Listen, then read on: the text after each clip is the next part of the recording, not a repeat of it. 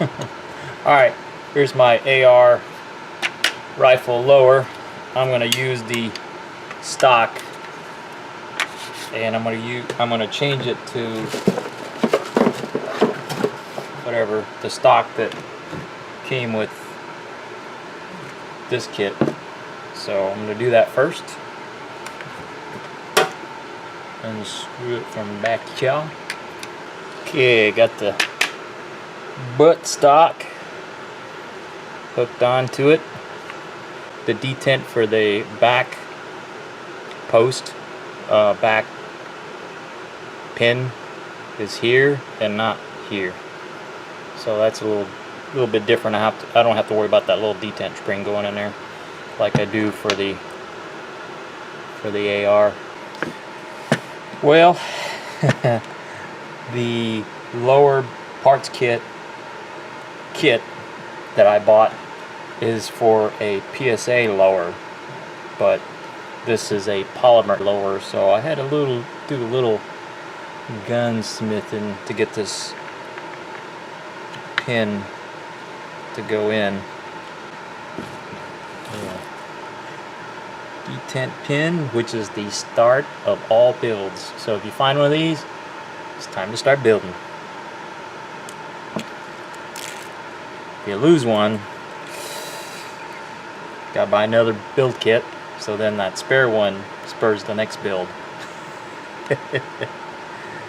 Alright, put it in chair like that, like a so, and spring goes over here like so, and this goes push, and you screw it in. Uh-oh. Alright, looks like a winner. The manual, the AR build, tells you to use lubricant, but polymer says don't use any lubricant because it could degrade the polymer, but we'll see. This is purely a range and maybe hunting rifle. It's not going to be my battle rifle by any means, so I'm not too worried about durability. Alright, moving on.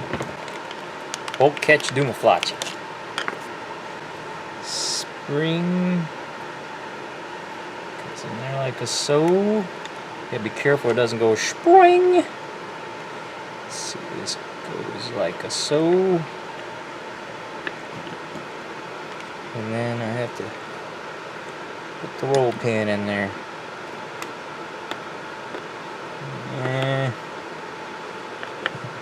Not too crazy about that fit. The other problem with using a non-polymer specified build kit, lower parts kit, is that the front pin is also too short, because it's got a good 1/4 inch catch, so we'll see. So here goes the detent spring, and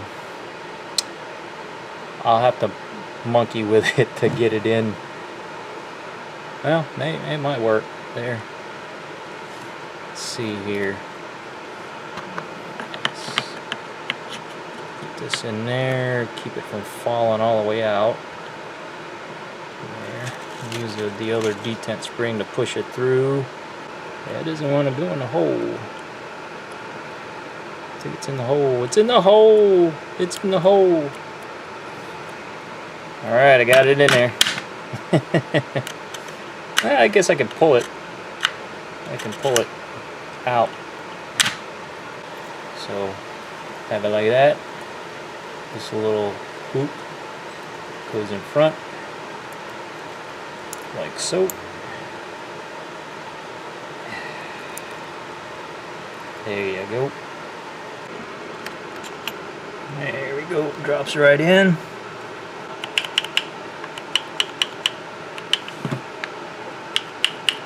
Beautimous.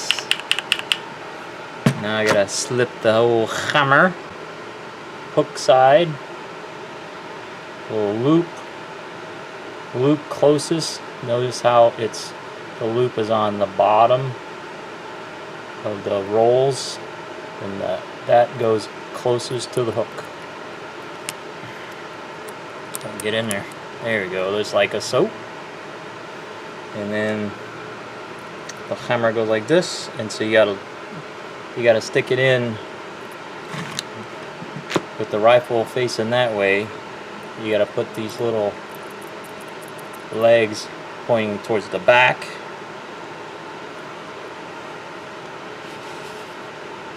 And they go on top of the trigger assembly. So this is going to be kind of interesting here. There we go. Alright.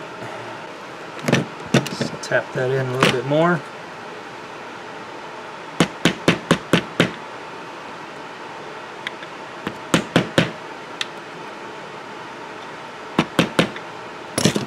There we go. Beautimous.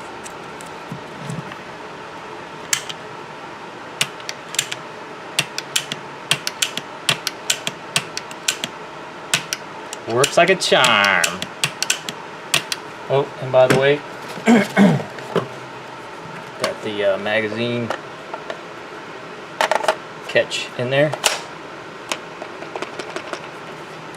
And it doesn't fall right out, so you'll have to manually pull it out, but works as advertised.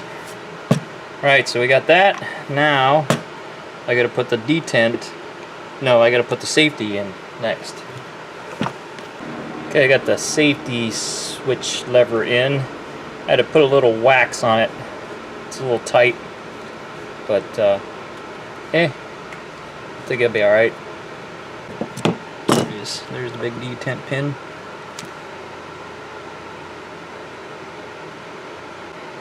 And then that goes in the Stoli handle. Got this hex mag grip that Ebomi gave me years ago. Talking like 5 to 6 years ago. Got detent spring in here. Yep, and detent spring back. I got an extra detent spring for some reason. Oh well.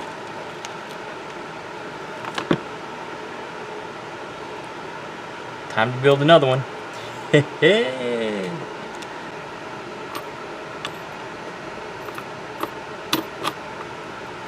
Okay, it is complete. Now, a few things I learned. The lower build kit is not exactly suited for the polymer lower. The pins are too short. So I don't know if there's another kit that has the right length pins. I did have to take the end mill and mill out where the hammer goes and where the trigger assembly goes. The other thing I had to do was I had to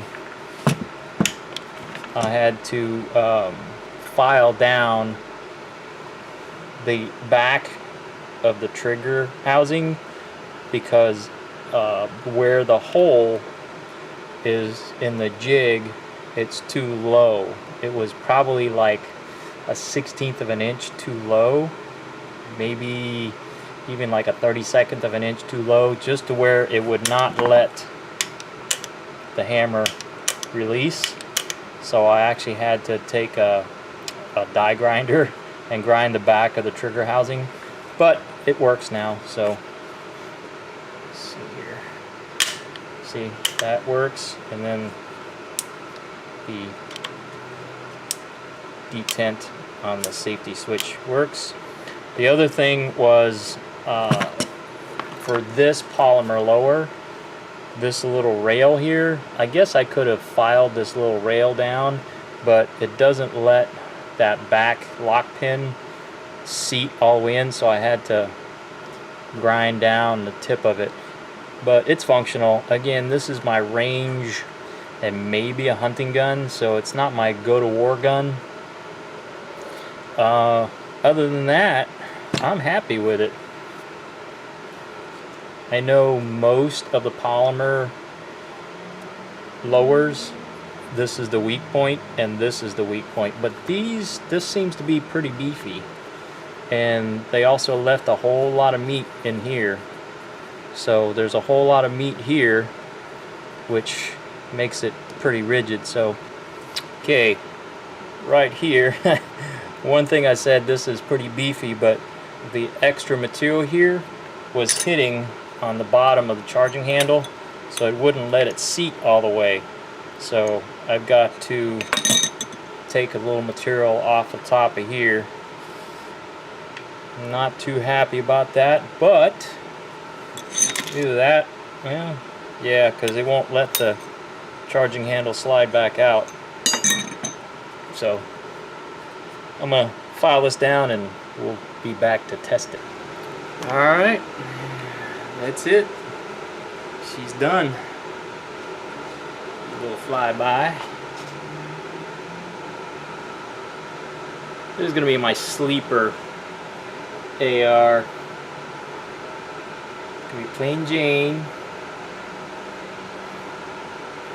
308. Got my big old scope. That's the only thing that's gonna give it away, really. But take it to the range. See how it works.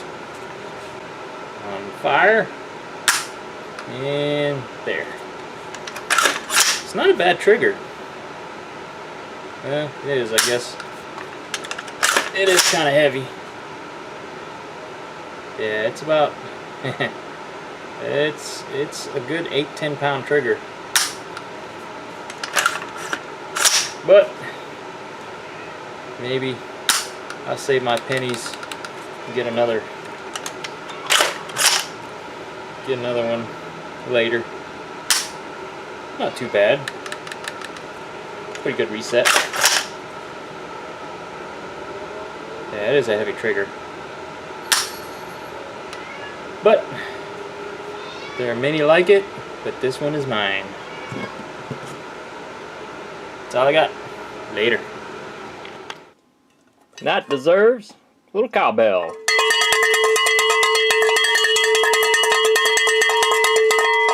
Cowbell bump.